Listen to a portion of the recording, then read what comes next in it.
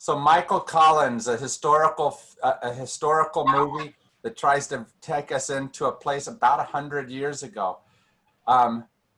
In some ways a very different world, but not quite so much, as we're sitting in a space that feels very similar. What do we do in this time that feels kind of revolutionary? How do we move towards whatever is going to go? How do we make the decisions we make? Where did you see God in the midst of all this? It's hard with bullets flying around to sometimes first of all see God, isn't it? Yeah, that's right. Where did God appear for you? How did the divine manifest? Well, I would say that perhaps when all of a sudden, it was almost a flaw in the directing, I think, but apart from that, when he suddenly, after meeting with people in London, came back a very different person. He had communicated with people rather than shout at people and direct them. And that changed his outlook and his attitude. He said, we need to do this as a treaty. But isn't that the nature of God, is what God drags us towards? Because we have all these ideas of what's the right answer, and trying to somehow be open to the movement is a much more difficult thing for us. Yeah. Yeah. And maybe even before that, his decision to go to London, I think was a really big thing. Sure. Because it went against everything that he had up to that point kind of stood for. I'm against London. I'm hiding from. I don't want them to know me. And suddenly he had to step into all that redefined things. Well, Dev sent him, really said, "You will go. You'll be the person who speaks for us." Yeah. Yeah. I think that's a really profound insight. And I agree that it, to me, was kind of a directorial flaw, or a storyline flaw, in the sense that we never were made privy to, what about those discussions changed his character so. Yeah. I mean, Winston Churchill and F.E. Smith were two of the British negotiators, and I'm sure Winston Churchill would be happy to take credit in lieu of God, but I'm sure he would. But it truly, was remarkable. But it's again the dynamic of violence, once it has begun, continues despite the change of heart of some of the original perpetrators. And pretty soon the only thing that people are focused on are reprisals for the last injury they feel they've suffered, rather than the cause that originally prompted them to take up violence in the first place. Yeah. I think one of the true dynamics of war, and not even just war itself, but just the ongoing conflict back and forth, is I hold on to the way you hurt me last week, which of course came because of how I hurt you the week before, and back through history. And that cycle of, I have good reasons why I need to continue the animosity between us, and so do you, and whatever changes that.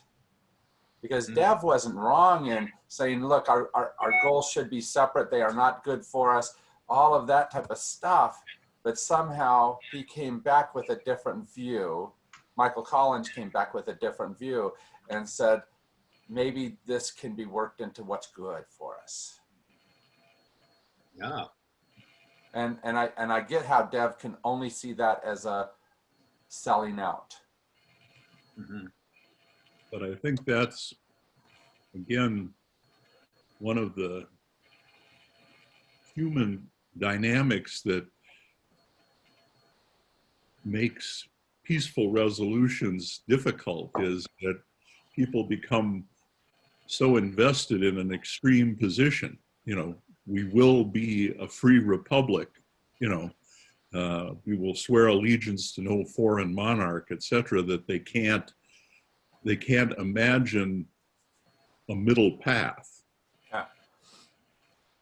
Made me think of that saying, the perfect is the enemy of the good. And just how, it is difficult in life. It's really complex to decide when you can compromise and when you can't, what issues you can move on and when you need to just stand fast. And it takes a lot of thought, and introspection to figure that out sometimes.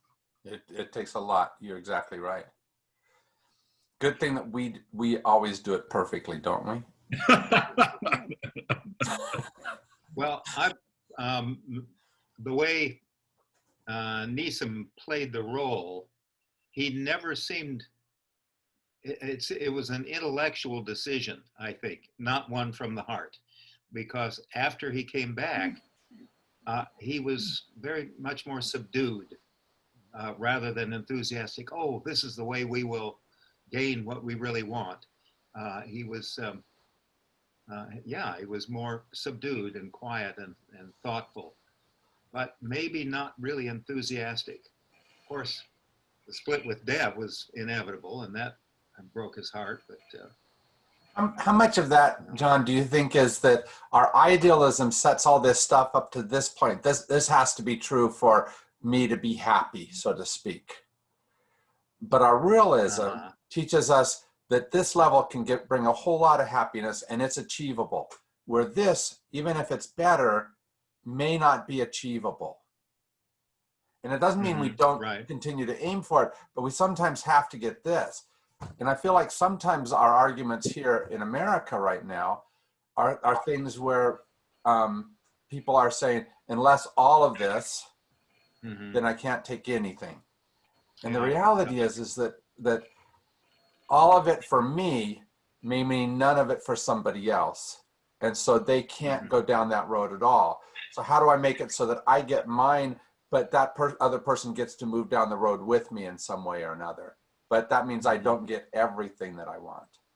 To a certain degree, that's a sellout. Go ahead. I think there's another element in that too, Jim, that Michael Collins had realized how much he was directing violence. And so violence begets violence. And that what he realized was that was what was going to be going on. And in a practical way, this would not work. This would not get anything for anybody. And there's even a statement in there about violence continuing to produce violence. Right. And somewhere in the midst of, even if violence has been an essential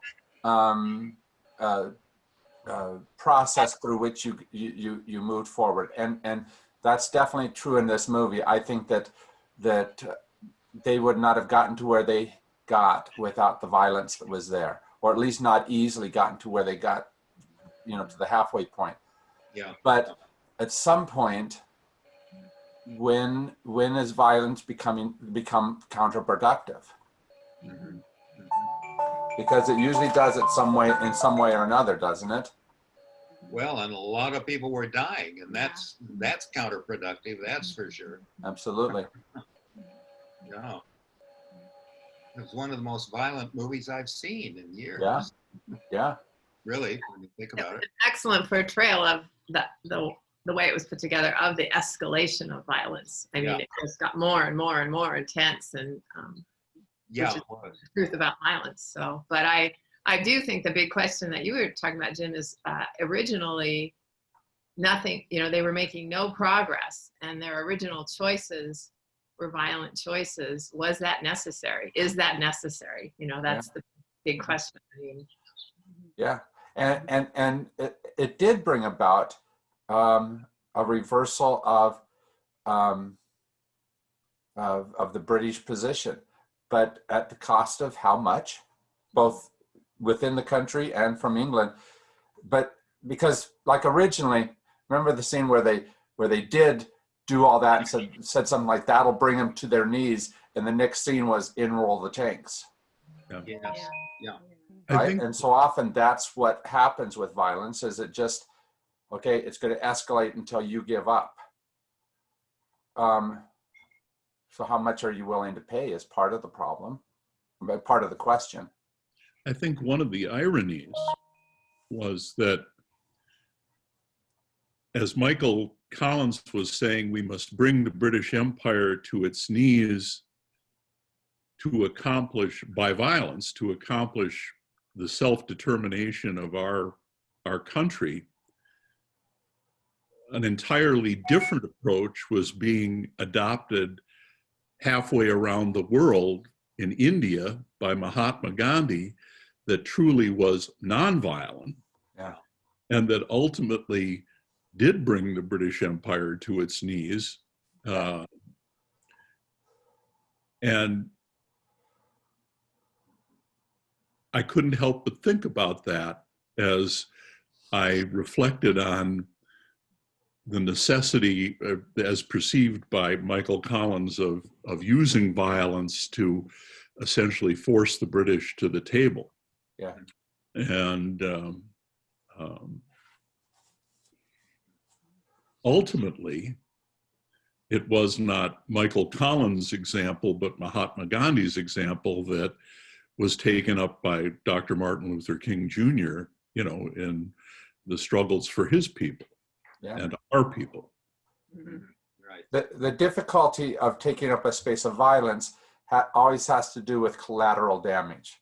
What gets hurt as you move forward? What and how do we bear that, and are we willing to pay that cost? Nonviolence hopefully has less collateral damage, but even with Martin Luther King, there was the Malcolm X side of things that said that is not going to pay the price well enough. And so do we need to do something different? Doris? To me, where... You're kind of soft. Oh, here we go. Can you hear me now? Yes. Yeah. Okay. Is in the initial decision by the Irish people to do something. 700 years of British rule had crushed them, but at some point they decided we have to do something. And whether it was Michael Collins' violence approach or the Martin Luther King Gandhi approach, those were not necessarily violent. They were not violent on the side of the people rebelling, but they were violent on the side of the British, both of them, or on the side of the Southerners in our country. So people had to make a decision to give their lives in all those cases, whether it was sitting at a bus station or riding a bus or sitting at a lunch counter. Violence happened, even though it wasn't perpetrated by the rebels. So you sometimes provoke violence. Yeah, God is in the decision to have the strength to submit yourself to that kind of violent consequence of wanting freedom. Yeah. The crucifixion of Jesus is another example of someone who was advocating for change peacefully and paid the price through violence. And knew that violence was going to happen. Apparently. And at least part of the Christian call in life is, will you be willing to live out who we are, even though violence and opposition might happen? Which is very instructive for right now, because I do believe that some of my friends who are taking the opposite position to me are good Christian people. Is it possible for us to figure out ways to not be together? Can we do that without killing each other, destroying each other? And I mean that within the church and the decisions we have to make as a church, but as a country too. In the South, Doris, you just mentioned the South, which has a whole lot of people who want to see differently than what I am. Could we allow them to be a different country? Could that be a decision? Could we be the non-United States at some point or another? goes against everything that we've heard our whole lives, the nifty 50 United States, right? The irony is that at a time when we had much less invested in our nation as an undivided whole, we experienced the most bloody conflict in our history fighting one another. Yeah, yeah. To prevent just the result that you're talking about. I have to defer to the wisdom of Abraham Lincoln, you know, and say a house divided itself against itself cannot stand. Yeah. Will have to be all one thing or all another, you know. And I think if violence is ever inevitable when we feel we're in a conflict of right and wrong, the most important thing is that we choose and identify our enemy carefully, and we don't try to become like them, or we don't inevitably become like them. Yeah. You know, Yeah. even in our last great just war, World War II, by the end, we were practicing tactics of war that would have been completely unimaginable for our population and our leaders at the beginning of that conflict. Yeah. All justified by the exigencies of war. I think the idea of enemy making is very troublesome, because when we turn somebody into an enemy, and the worse we make that enemy, the easier it is for us to justify a whole lot of things on our part. I'm gonna say that too, Jim. I felt like in this movie, it was beautifully depicted in the beginning, the guys who were organized to kill people. You know, they talked, it's like they didn't have the stomach for it. In the beginning, you could tell there were scenes where it was difficult for them to carry out. And I think what's scary right now is how we are dehumanizing each other. Yes. Not as a tactic that is used to incite violence among people. What you just said about, you know, your friends who are on the other side, but are Christians and it's like, I think we have to work so hard to continue to see other people as human beings, you know, not write them off as you said, enemies, you know, categorize them in a way that makes it easy to act violently. And I don't mean just physical violence, you know, even like verbal, and, you know, the ways that we speak about each other can be very violent when we've written someone off as less human than us. So. Well, and on a regular basis, when I talk to people like Dean, like we had a long conversation between myself and him and another man yesterday. Inevitably, they'll say something like, "Why don't you just go by and not notice, not say anything?" And I say, because I choose to see the human. I choose to be in the situation. I can't just pass by. And it's really easy for us to not choose to walk towards each other. But that inevitably, I think, deepens dysfunctions in both of us, because we aren't checked by each other. Now that's very courageous and good for you.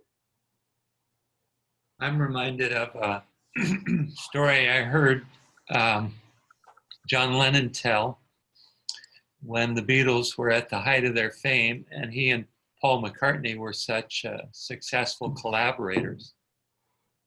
And he said once Paul was very agitated about something and argumentative, and John just kind of lowered his glasses and said, "Paul, it's me, John here." You know. And it's like our brains sometimes, in our marriages and all kinds of relationships, our brains just work in a way that we see a person as our enemy, even our most intimate partners. Yeah. Yeah, and the problem with other people. Yeah. The problem with most intimate partners is we have lots of ammunition to throw. And you know, because we have sometimes years worth of the things we did wrong.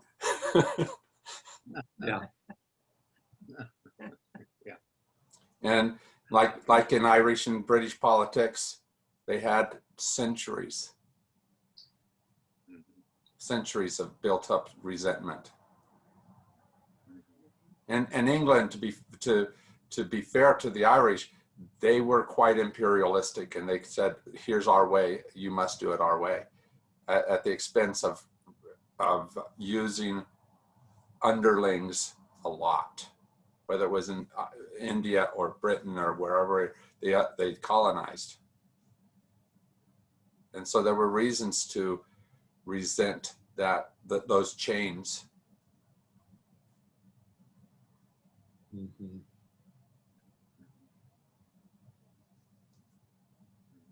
Jim, what did you make of the fact that in the movie, there was very little reference, if any, to sectarian roots to this conflict and violence? Far less than I think there were in history. Yeah. And in subsequent history. I think they were trying not to rehash the arguments, but they were trying to say, how do those arguments play out in the human, because some of those Catholic Protestant arguments, some of those my island, your island arguments probably don't have a real solution to them. And so I think that's what they were trying not to do, is get back into that cycle of unanswerables, but to say, what do we do in this case? And are the Irish able to govern themselves, and should they be in a space of self-governance?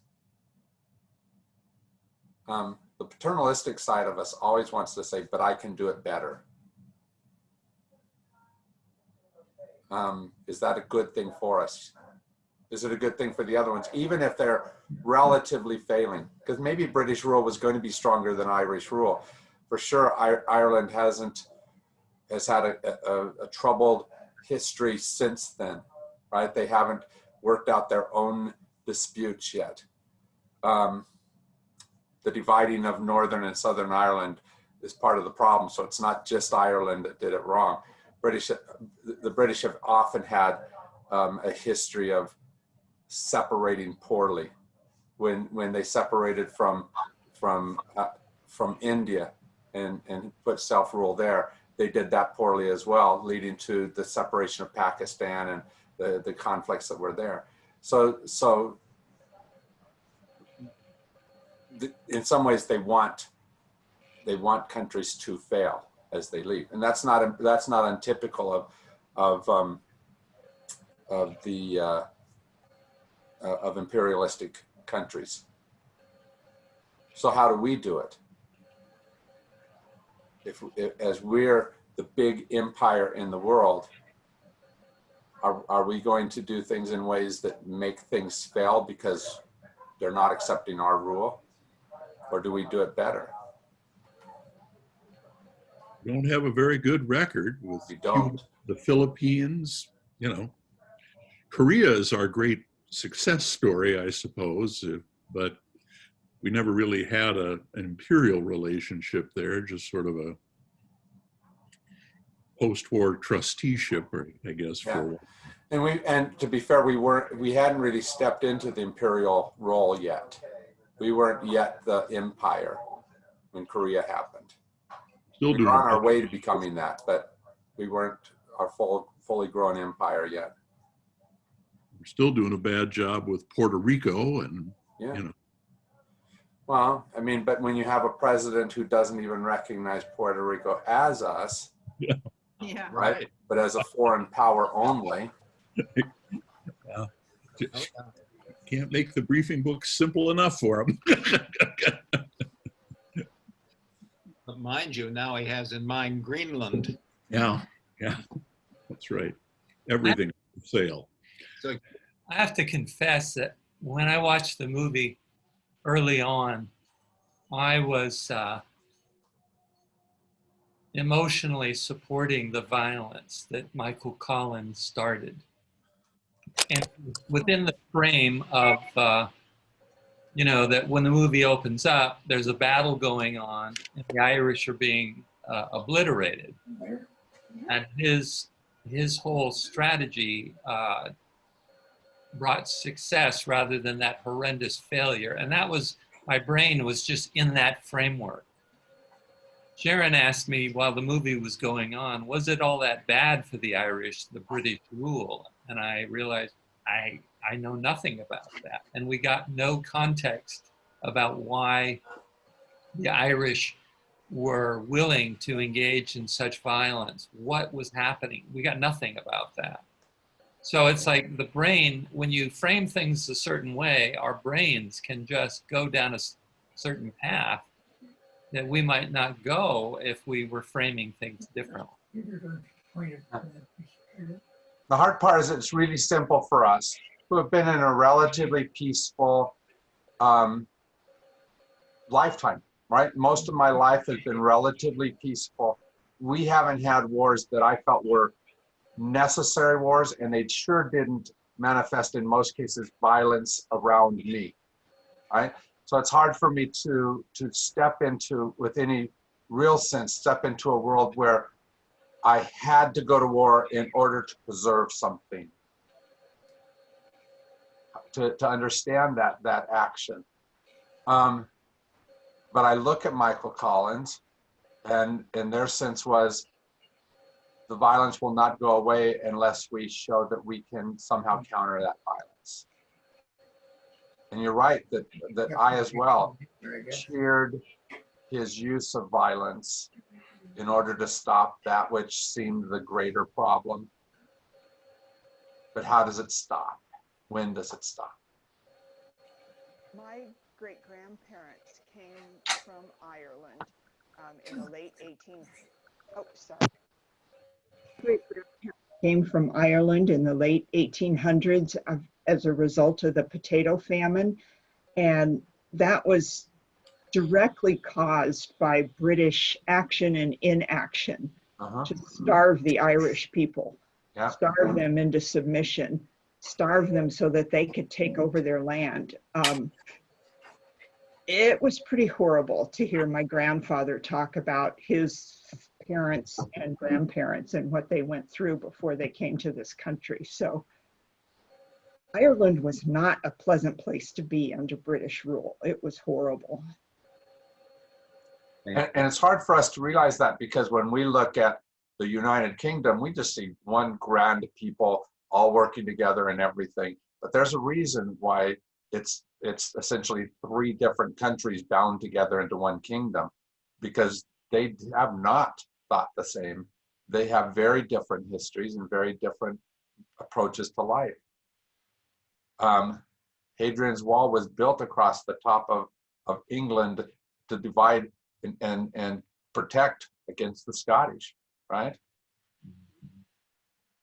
And we forget all of that history because we're divorced from it. If I could rise to the defense of the English for a moment, it was surprising me. I did not know what aspect of Michael Collins' life the movie would focus on. I actually thought it was going to build up to the Easter Rising rather than begin with the Easter Rising. Yeah.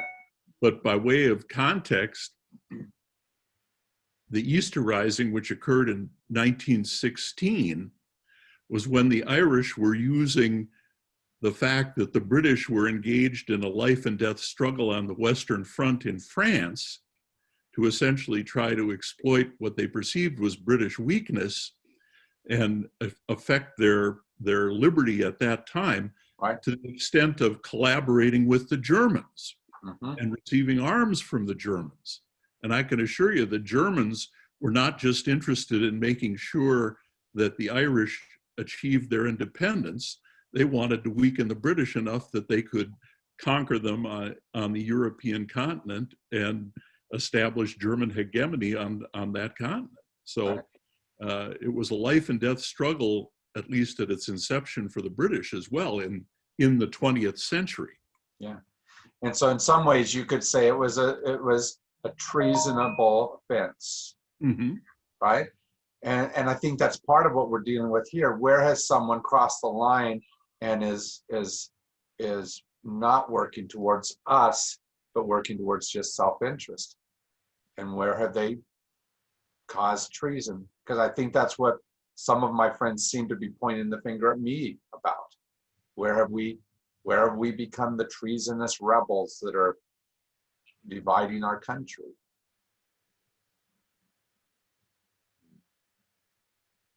And it's hard to figure that out. And it's definitely hard to figure out without animosity. I was wondering what members of the group might think as they watched this story, which is clearly meant to portray a heroic struggle for self-determination against perceived invaders and oppressors, in light of how we generally perceive the Middle East conflict between the Palestinians and the Israelis.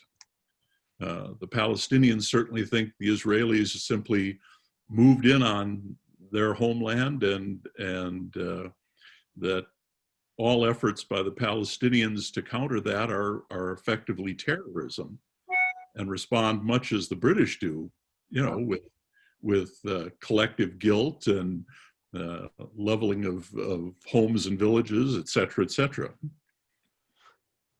One of the people I write with, I was going to say one of my friends, but that would be too nice. One of the people I write with yesterday said, all Democrats want to do is destroy Israel. I don't think that's true, but it's an easy talking point. It's an easy political point to be able to rally the troops that way, isn't it? Oh yeah. And in that conflict, there has been a whole bunch of everything that other side does, and they list the different things, which makes it okay to continue to oppose. And then the other side does the same thing in reverse. Go ahead, Diane. I think you gave a real good example, Jim, of phrasing something categorically so that there's no nuance with it. There's no informed background. Yeah. There's no variation in how you can frame it. It's just a clear statement. If you are not for the Israelis, then you are against them and you are betraying them. And the Democrats are doing that. So there it is, just framed in a capsule, and you don't have to do any more thinking about it. That is the challenge, yeah. Yeah.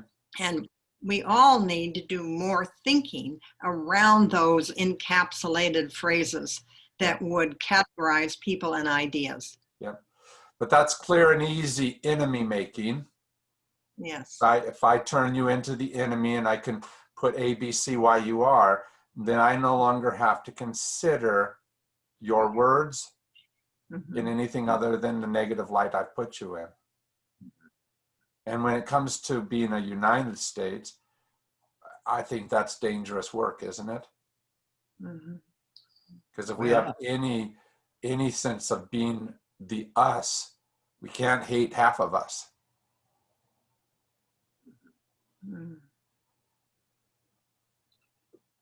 And the sad thing is, I think we're as close as not thinking of us as we've witnessed in our lives.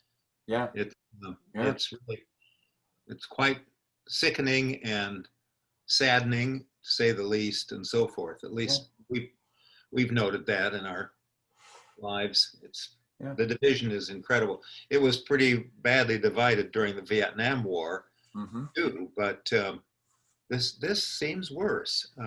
Maybe it's just because I'm aging that it seems that way, and I'm tired of it. No, I think it's more of a very real possibility of division.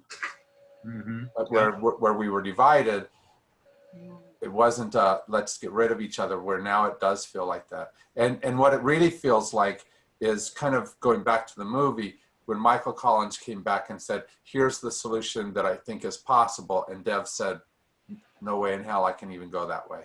Yeah. And so you had friends having to make a decision against each other. Mhm.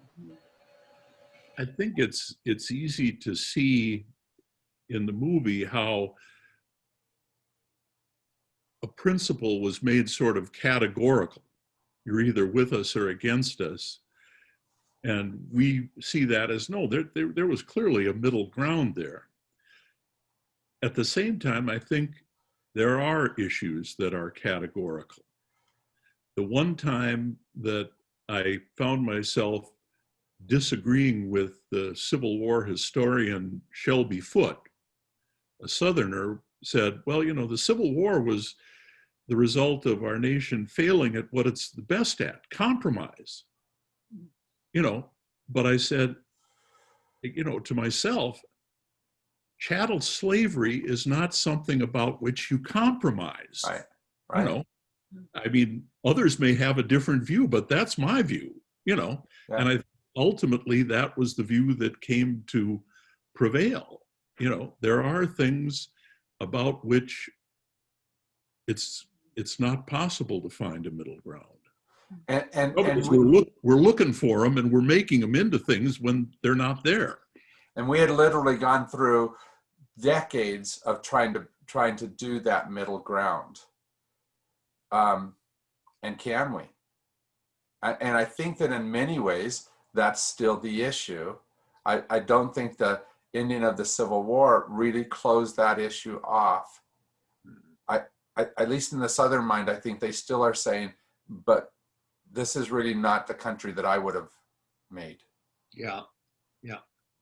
And I think that the struggle that we're still in is a continuation of that struggle. And is this just a compromise that is not working? And is there a future where we become separate? Can we become separate? Or can we find true space where we can both be happy? But it comes down to, Randy, the essential question you're asking. Are there things that I have to hold on to that my conservative friend cannot? That's a true yes for me and a true no for them, where we cannot live in the same space. I think an issue that's a big driver for conservatives is also an issue that they feel like they can't compromise on, and that's abortion. You know, they think that is the murder of a child. So in what circumstance would that ever be something you compromise on? Right. So right. Yeah, this is the challenge that we're facing. I think this movie was particularly chilling right now to watch because, you know, after the election, I really have a lot of fears about what is going to explode in this country because of all the rhetoric and the intensity about these issues that are so complex. Right. And, come up with some compromise. It's impossible to see sometimes. And in my heart of hearts, deep down, I feel like, you know, live by the sword, die by the sword. Someone has to put the sword down. That's the only answer. I think violence is not ever the answer. I mean, that's really what I believe. Right. But in the reality of life and what's happening right now in our country, I don't know. I mean, I don't know. But you have to look at your motivation. Like if you're reacting to the enemy, somebody you've defined as the enemy, I don't think that's a good catalyst. But if you're reacting to injustice, then is violence? I don't know. Yeah, and I agree with you. That is the hard thing. In Christian circles, we've for centuries tried to have these discussions on just war. What is a just war? When should you? How should you? What's okay to be able to do? And I'm not certain that I agree that there's ever a just war, that we can be just as we go to war. But the question is, what do you do? Because it does mean laying down something. And that's not just always laying down my sword. It's how do I lay down an issue and not have it be the importance. Abortion is a huge issue, but it's one of those issues where we never really talk to each other because I already have the right answer. And I mean that from both perspectives, both sides already have the right answer. So do we ever truly enter into a good discussion? So for example, in the abortion question, we know that historically through our last 5 or 6 presidents, it is only in the Democratic administrations that abortions have gone down. That's just a historical fact. But my Republican friends don't want to believe that because they don't think that Democratic administrations are pro-life. That goes against the thing. And so they don't hear that no matter how much it's true. Yeah. And we don't know how to have that conversation because we're holding on to our already figured out truths. Mhm. Yeah. One thing that comes to me, the question of the 60s divisiveness in America came up. And when I think about it, I think that was an authentic division that civil rights and the Vietnam War and the threat of communism and world domination by Russia and China, a lot of people had very different feelings, but they were rooted in reality. Whereas today's divisiveness, my sense, is artificially constructed by economic players for their own benefit. And even the abortion controversy, I've read that evangelical churches 40 years ago didn't really have a strong position about abortion, and that it was manufactured in order to create the Republican conservative coalition. Right. The religious right was very artificially constructed and led to strengthen the Republican conservative power. And the rise of Fox News and talk radio, which has incredibly enriched the people who are successful at that. It's just such a different time when so many people are so agitated over things that just seem to be figments of their imagination that cynical people have stoked. Yeah. I don't know what we do with that, you know. Well, it begs the question for us, okay, because I know how to fix the Republican Party. I got that all figured out, but they just don't listen to me. The question is, what are the things that we're holding on to as definitive truths that maybe don't have to be definitive in the same way we're holding on to them? And can I somehow hold my truths more lightly in order to be in a conversation with those folks differently? Because if I want them to hold their truths more lightly, I got to be able to let go of some of my firm grip too. One that has occurred to me is this whole fear about Trump appointing another justice and then Roe v. Wade being overturned. And what has occurred to me is that if Roe v. Wade is overturned, what that just means is the states get to decide. Right. Maybe letting the states decide, you know, is a middle ground, and each state will live with the results and over time figure out what the right thing is for them. I don't know. I'm not sure about this. It's just something that's flitted through my brain. Yeah.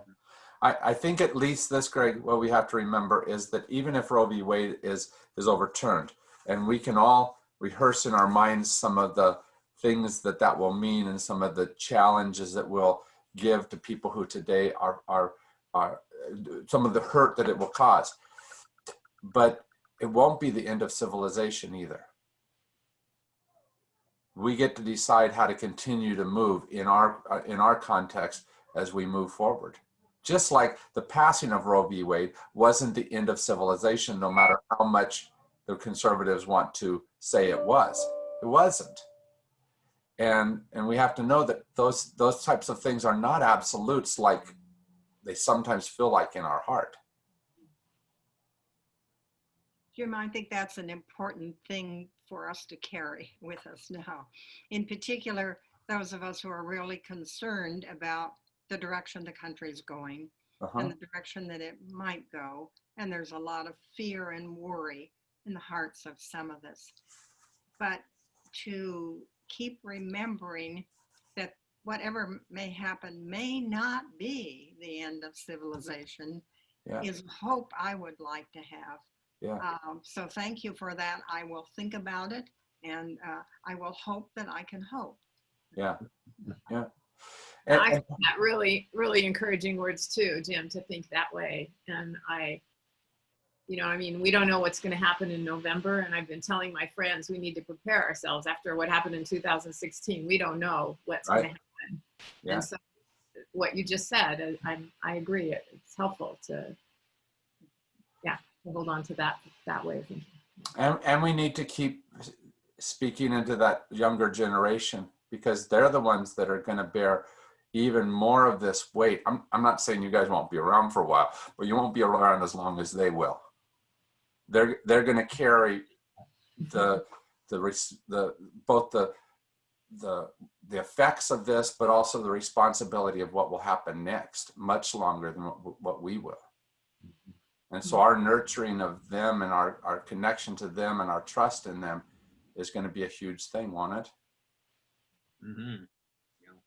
This morning, as I was running back from the park, all of a sudden a car honks its horn at me, and I couldn't see who it was. And then I get a beep on my phone and text from Rachel. Rachel is one of our wonderful young people, just got her master's degree this last year.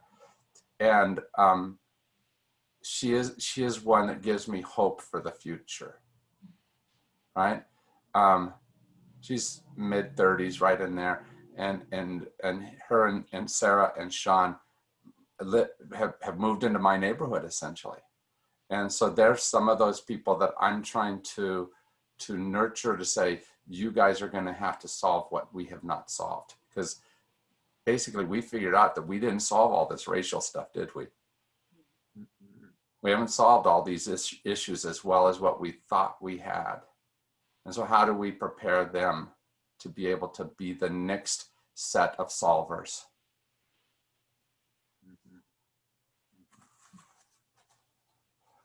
It's a lot of work to do still, isn't it? Oh, yeah. That's where I think there's a good article in the Atlantic Monthly today saying that there's a liberal reckoning coming with the Supreme Court. But the author's point is that for too long, the liberal aspect of our society has relied on the unelected federal judiciary to do all the work for them. The social legislation, the striking down of abhorrent practices and statutes and things like that. And I said to my wife, when we learned the news of the death of Ruth Bader Ginsburg, and it was very profoundly affecting, but I said, the day our freedom depends on the life of one person, we are in real trouble. We are in real trouble. And it is time for us to recognize that the work of keeping our country alive and making it move forward, we can't just delegate, as I say, to 9 unelected people in Washington, D.C. My take on the Democratic Party as a whole has always been that the Democrats were the party of activists. And have we done a good job activating the younger generations to that? And maybe all this, there's no doubt that it has been our younger people who have been on the streets in the midst of this racial unrest. And how do we empower and support them in that activism and say, please continue, speak up more? How do we help them to do that? And I think that the term liberal and liberalism have been so successfully corrupted by the Republican Party and the conservatives, and oftentimes conservatives refuse to identify themselves as Republicans, because the Republicans party establishment isn't conservative enough for them. But I sense from what they say about liberals that the definition of liberalism in their mind is those people who believe the government can do something positive to improve society, as opposed to Ronald Reagan's 11 most dangerous words in the English language. I'm from the government and I'm here to help. We're going to have to recognize that, and I think all the people at St. Francis already do as an exterior observer, that it's hard work in the streets that by individuals that really make things change, not programs and legislation and money necessarily, although they can certainly help. Yeah. Well, I'm certain some of my conservative friends, their definition of liberal, at least somewhere in there, has the words, have the letters SOB in there somewhere. I'm not certain what the whole definition is, but, and we have to resurrect what that is. We have to, and we have to make sure that we don't do the opposite in return, that all of our definition of conservative is not just some of the people that are defining it. If I define all of conservatism by my friend Dean, then we are in big trouble. Big trouble. But that's not the only thing that is the definition there. Well, one of the good things of the Trump era has been to see principled conservatives who are not in office and so don't have to pander to constituencies speak their truth. People like George Will and Michael Garrison and the retired congressperson who just had an op-ed in the paper supporting Joe Biden. You're seeing people who say, I'm still a conservative, but I have to speak out about this or that. And it's kind of been helpful to me to see these kinds of folks. The problem is when we're too much just a party, then it's really easy for us to say, well, more of my party must be better. And that's not what any of us are. We are a party that's part of a system. And this system works because we listen between the parties and somehow figure out what helps both sides of the system. If I only maximize my position without listening to you, we are not a United States any longer. A United States has to do with maximizing all of us, which means that I don't get my whole thing. I get something of it in the compromise of figuring out what's the best for all of us. And that's a harder thing to do because we've done a whole bunch of vilifying the middle. And yet the middle is where we move together.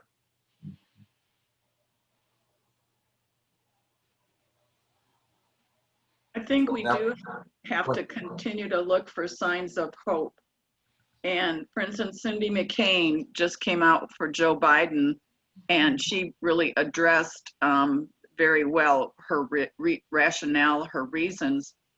And she flat said she was still a Republican and she wasn't going to change her party affiliation. But at this point in time, she feels that Joe Biden is the best because he represents the kinds of values that McCain had and that she holds. So I think that we must look for signs of hope and realize that there always has to be the rebalancing going on. When you go too far in one direction, it will swing back in another way. And there are reasonable people on many different sides in many different areas. And it isn't just any one thing that people think about. My own sister, who's been sort of a maverick in her own way, but very thoughtful, said she really respected Ruth Bader Ginsburg because she was a strict constitutionalist. And so I think we just have to really look at many different aspects of who each person is that represents us, or what's really out there, and not be gloom and doom. Not be gloom and doom. Well, and going back to our movie, here we have Dev and Michael Collins that end up on different sides of an issue, right? And Dev for sure was saying independence is the goal. The only possible outcome that I can foresee is good. And Michael Collins saying, maybe we can't get there yet from here. Mm-hmm. And this is where we need to go. And we need to support this. We need to be all of this. And I understand a Dev who says that's not good enough. Yet, did you see the quote at the end? Yes. Where he essentially said about the greatness of Michael Collins, that he would and should be remembered better than I, more than I. And in the heat of things, we think that only this victory, only this type of victory is what's going to move us forward. But sometimes we're not quite right about that. Mm. What else can be a victory? What else can be a step forward that maybe doesn't quite fit into what my present thing is? That's at least part of what this movie is about for me. And do I have the courage, like Michael Collins had, to step from the gun to a different solution? Right at the end, it said he was 31 when he died, and he died in an attempt to remove the gun from Irish politics. And it hasn't quite removed, has it? But he took some steps forward that way. So what is it that we remove from the political conversation, even though it doesn't fix everything? What is it that we add to the politic, even though it doesn't fix everything, but that has that long-lasting effect that Michael Collins has? Well, here's it. How about removing Trump? Yeah, that's at least a step. And for me, John, it's more than just removing Trump, because Trump is only the figurehead of a much larger thing. How do we remove something that says only a certain is the right answer? Message from John J. Nelson. Great. Right? Yeah. Because I look at, I was talking in my talk with my friends yesterday. One of the strands was about COVID, and they kept trying to make it into a political thing. And I said, for me, it's not a political thing. It is about a health thing. And if you keep moving it back to, and they wanted me to push on it, I said, look, I don't agree with everything that Trump did in the COVID thing. I think he did a lot of things wrong. But more importantly is, how is he holding up our country? And is he just pandering to a side of our country? Message from John What's J. best Nelson. for Emmanuel all is coming as well. So 5 of us, someone may need to use. Is he saving our country from COVID? Or is he doing what helps his political support? And that's what we have to expect. We have to expect from our president that he grows into a president. We expect from our senators that they are true to the Constitution they are meant to uphold.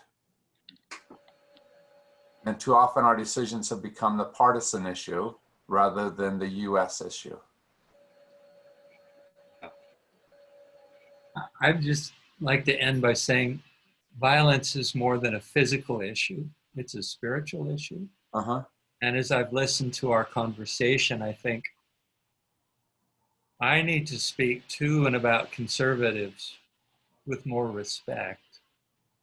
That to denigrate people and attribute bad motives is violence, and just makes the problem worse, you know.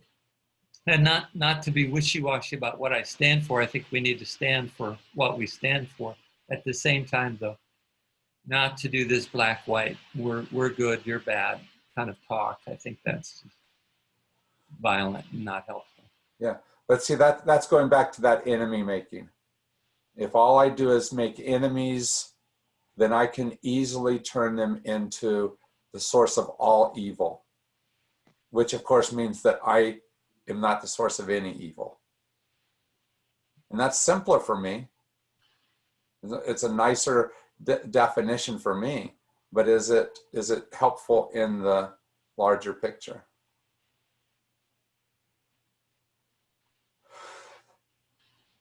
I just thought you guys would solve Irish Republic problems today. And you didn't quite do Going to solve those problems. it. I think both halves of Ireland want to be united with the European Union. The Brits don't like it, but it may bring Northern Ireland and the Republic of Ireland together. Yeah, yeah. At least our job is to try to leave with us making one step towards, rather than all the steps away from that we often do. And so, if nothing else, let's try to figure out what's a good step towards something in this moment. Thank you for your discussion today. It's been a great discussion. I appreciate it. I didn't even grab the next movie. Hold on just a second. Snow on the mountains back there. The last two. So the next movie is The Purple Rose of Cairo. Oh. I can't put it too far forward because then it disappears. Okay? So if we own it. If you don't have a copy of that, or if you can't find it, come get the one in the office. This will be here available for everyone. All right? Thank you very much for your time. Well, Thank thank you. you. Good week, everyone. Bye. It's an important time, very valuable time. Yeah, thanks. Good. Ta-ta.